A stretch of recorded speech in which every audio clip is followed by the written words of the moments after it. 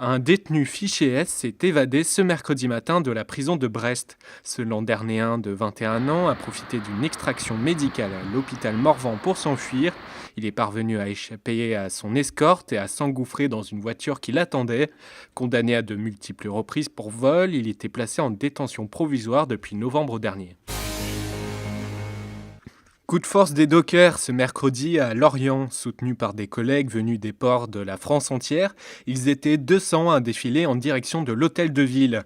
Une délégation était reçue par Norbert Métairie dans l'après-midi en mairie. Celle-ci veut ouvrir des négociations avec le gestionnaire du port de pêche pour soutenir les 10 dockers lorientais licenciés. La pose de la première pierre de l'extension de l'hôpital des armées de Brest augure des prochains mois sous tension. L'inspecteur des armées a été accueilli ce mercredi sous les huées d'une intersyndicale. Les représentants de la contestation s'inquiètent de la restructuration des services et se disent même au bout du rouleau. L'extension de l'hôpital doit permettre de désengorger les services des urgences qui accueillent 20 000 passages annuels. Le parc historique du Caire est sauvé. Le tribunal de commerce de Vannes a validé ce mercredi sa reprise par Serge Capitaine, l'un des dirigeants du transporteur Steph.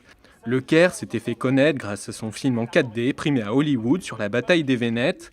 Mais après 2 ans d'exploitation, le parc n'a jamais trouvé son public et était plombé par les dettes.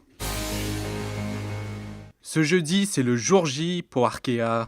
5500 manifestants sont attendus à Paris pour soutenir l'indépendance de la banque bretonne vis-à-vis du Crédit Mutuel. 2 ans après la grande manifestation de Brest, Arkea veut ainsi montrer qu'un nouveau cap a été franchi. Le cortège qui marchera en direction de Bercy sera composé d'administrateurs, de salariés, d'élus et même de clients.